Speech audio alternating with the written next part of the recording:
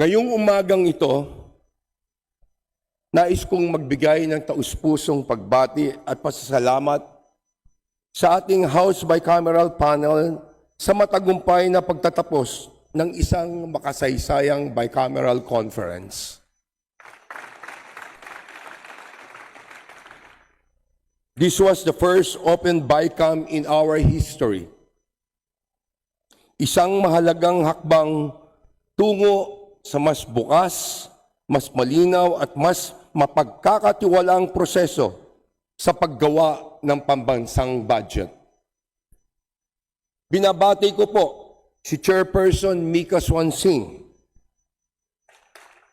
ng House Committee on Appropriations at ng buong bicameral panel kasama ang ating Majority Floor Leader, kagalang-galang Sandro Marcos, at ang lahat ng kinatawan ng 20th Congress.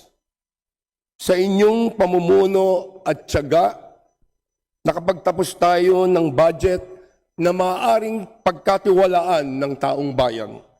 Isang budget na walang insertions, na hindi itinago, hindi minadali, kundi bukas sa mata ng publiko.